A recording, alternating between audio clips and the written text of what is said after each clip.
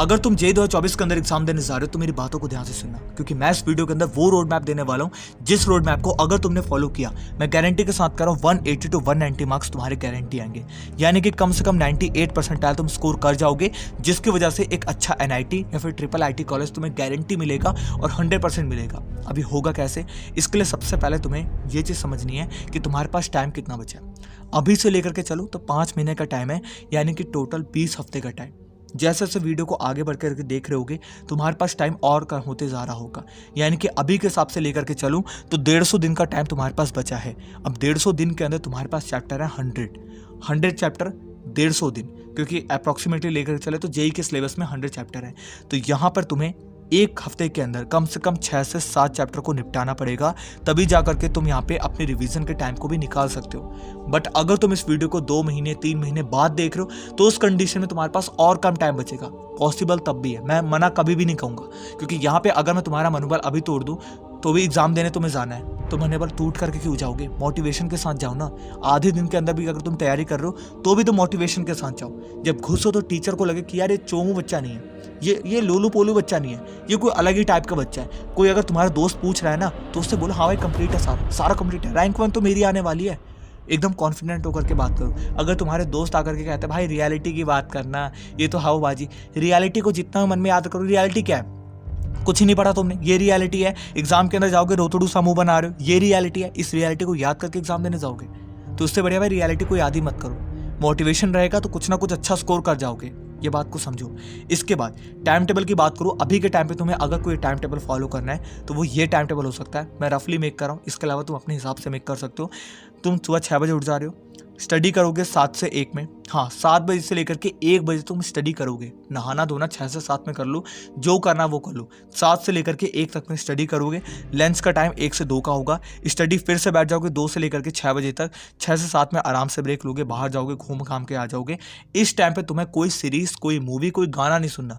एक गाना एक बार नहीं सुनता कोई बंदा, 10 बार सुनता है, लूप में सुनता है और फिर फंस जाता है उसके चक्कर में। ये बात को समझो। स्टडी करनी तुम्हें फिर 7 से लेकर के 9 बजे तक।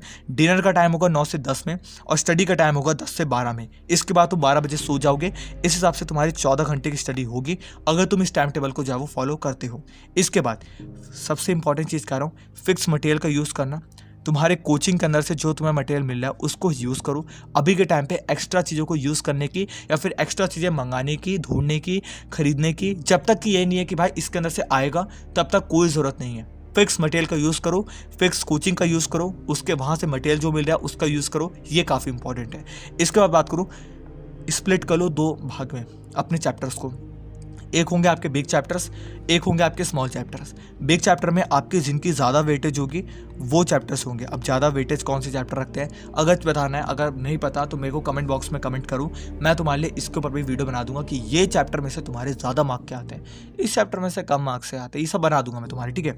स्मॉल चैप्टर की बात करूँ, इसके अंदर वो चैप्टर को इंक्लूड करो जो कि आपके हार्ड भी हो सकते हैं बट उनकी वेटेज कम है। मेनली आप वेटेज के हिसाब से हर चैप्टर को जो है वो तोलो, सीधी बात है, क्योंकि मेनली हमारे यहाँ पे फोकस है कि जो बिग चैप्टर्स हैं यानी कि जो ज़्यादा मार्क की वेटेज रखते हैं, अगर मैं उनमें से 5 चैप्टर को भी निपटा लेता हूँ, मैं लेकर चलो मिनिमम, ठीक है 5 चैप्टर निपटा लेता हूँ तो मेरे अच्छे मार्क्स आ सकते हैं। लेकिन अगर मैं छोटे चैप्टर जिनमें से आधे मार्क का क्वेश्चन आता है, अगर मैं वो 5 चैप्टर निपटाऊंगा तो उसका कोई फायदा नहीं बनता, ना एग्जाम के अंदर क्वेश्चन आएगा ना कुछ होगा। तो स्मॉल चैप्टर बिग चैप्टर में तुम्हें डिफाइन करना काफ़ी इंपॉर्टेंट है सबसे पहले। इसके बाद जैसे तुम्हारा एक चैप्टर कंप्लीट होता है, कम से कम उसके एक प्रीवियस ईयर क्वेश्चन तो सॉल्व करो। नहीं होते 2023 में जो एग्जाम कंडक्ट हुआ था उतने ही प्रीवियस ईयर क्वेश्चन सॉल्व करो उस चैप्टर से, अगर आए हैं तो, ठीक है। तो प्रीवियस ईयर क्वेश्चन जैसे चैप्टर कंप्लीट होता है उसके कंप्लीट करो। 70 से 80 क्वेश्चन एक चैप्टर का लगाने, इससे ज़्यादा नहीं लगाने।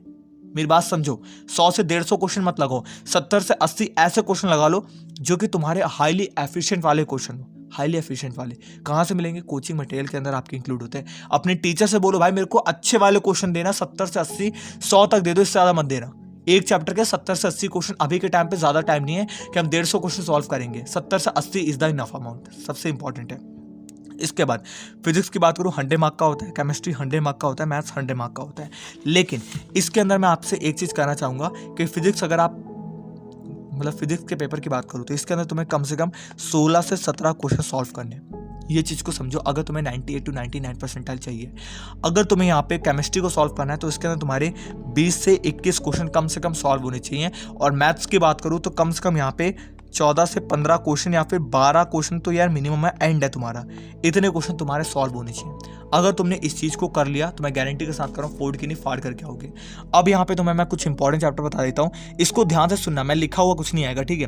फिजिकल केमिस्ट्री के अंदर से जो तुम्हारे इंपॉर्टेंट है, एक तो तुम्हारा एटॉमिक स्ट्रक्चर, दूसरा तुम्हारा मोल कॉन्सेप्ट इंपॉर्टेंट है जो, एक है तुम्हारा थर्मोडायनेमिक्स एंड थर्मोकेमिस्ट्री, ईजी भी है, आराम से कर लोगे। 12th की बात करूँ इसी के अंदर फिजिकल केमिस्ट्री की, solution and colligative property, electrochemistry आपका इंपॉर्टेंट है, केमिकल काइनेटिक्स आपका इंपॉर्टेंट है। इसके बाद सेकंड है आपका यहाँ पे इनऑर्गेनिक केमिस्ट्री, इसके अंदर आपके 10 चैप्टर हैं जो कि सारे के सारे इंपॉर्टेंट है, मैं इनऑर्गेनिक के कुछ नहीं बताऊंगा। ऑर्गेनिक के अंदर तुम्हारा क्या क्या इंपॉर्टेंट है उसको सुनना। ऑर्गेनिक के अंदर IUPAC, GOC, isomerism, hydrocarbon, class 11th के अंदर इजी टॉपिक है, आराम से कर लोगे। हाइड्रोकार्बन काफ़ी इंपॉर्टेंट है, उसको अच्छे से कर लेना। इसके बाद 12th की बात करूँ, यहाँ पे रिएक्शन ऑफ मैकेनिज्म आपका इंपॉर्टेंट है, हेलोकेन्स एंड हेलोडिन्स इंपॉर्टेंट है, कार्बोनिल कंपाउंड इंपॉर्टेंट है, biomolecules and polymers, chemistry in everyday life, ये आपके इंपॉर्टेंट चैप्टर्स हैं।